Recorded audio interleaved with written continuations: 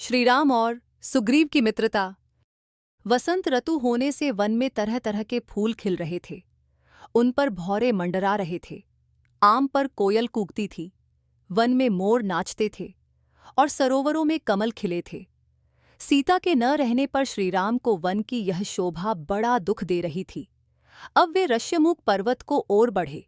ऋष्यमूक पर्वत पर से सुग्रीव ने देखा कि दो धनुर्धर वीर पर्वत की ओर चलते आ रहे हैं। उसको शंका हुई कि कहीं बाली ने तो उन्हें नहीं भेजा। बाली उसका बड़ा भाई था और उसे मार डालना चाहता था। बाली के भय से ही सुग्रीव इस पर्वत पर रहता था। मतंग ऋषि के शाप के कारण वह ऋष्यमूक पर्वत पर नहीं आता था। सुग्रीव घबराया।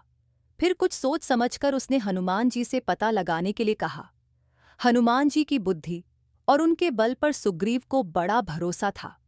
भेष बदलकर हनुमान जी श्रीराम लक्ष्मण के पास गए। उन्होंने शिष्टता के साथ प्रणाम किया और संस्कृत भाषा में बातचीत की। रामचंद्र जी से उन्होंने पूछा, आप इस वन में क्यों घूम रहे हैं? नरवेश में कोई देवता है या कहीं के राजकुमार हैं? अगर राजकुमार हैं तो मुनियों का भेष क्यों बना रखा है?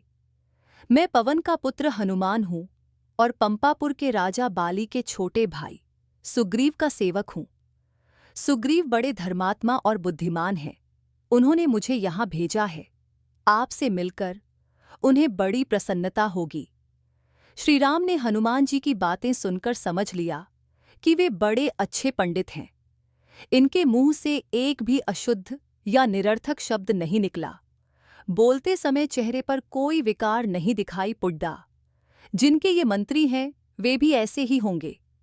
लक्ष्मण बोले, हे हनुमान, ये कौशल देश के राजा दशरथ के सबसे बड़े पुत्र श्रीराम हैं। मैं इनका छोटा भाई लक्ष्मण हूँ। पिता की आज्ञा से हम 14 वर्ष को वन में रहने के लिए निकले हैं। साथ में भाई श्रीराम की धर्मपत्नी राजा जनक की पुत्री सीता जी भी थीं।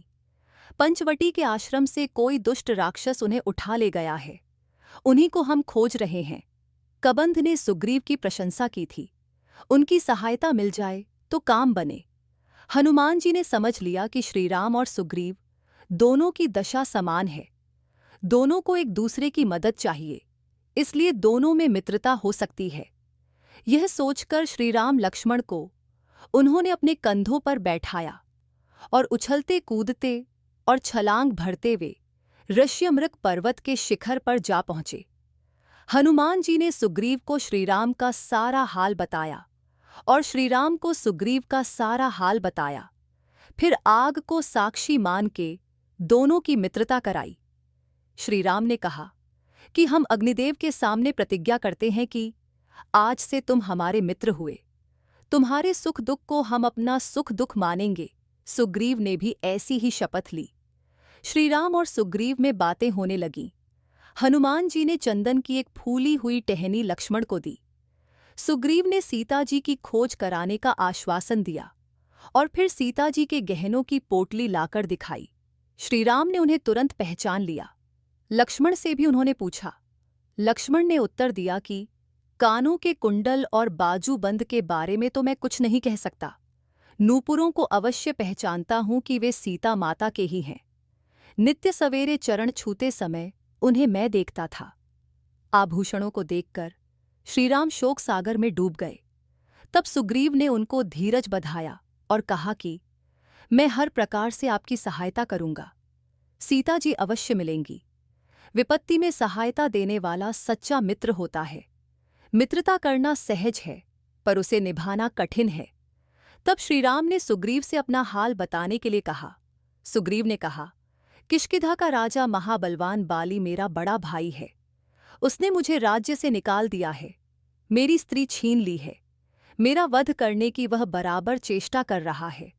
उससे बचने के लिए मैंने पृथ्वी का कोना कोना छान डाला। हनुमान, नल और नील मेरे सच्चे साथी हैं। घोर विपत्ति में भी इन्होंने मुझे नहीं छोड़ा। सुग्रीव की कहानी सुनकर श्रीराम बोले कि मैं बाली को एक ही बाण से मार डालूंगा। तुमको अपनी स्त्री भी मिलेगी और राज्य भी मिलेगा। फिर भी सुग्रीव को भरोसा नहीं हुआ। वह बोला, हे रघुवीर, बाली महाबलशाली है। पर्वतों को उखाड़ धकर वह गेंद की तरह फेंक देता है। बड़े बड़े वृक्षों को एक ही धक्के से गिरा देता है।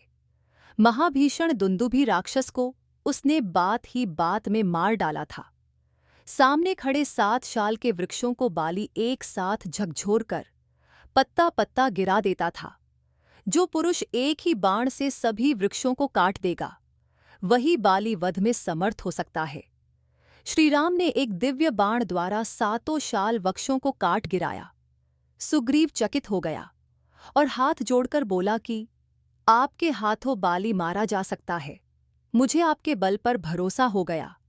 श्रीराम ने कहा, अब देर मत करो, चलकर बाली को युद्ध के लिए ललकारो।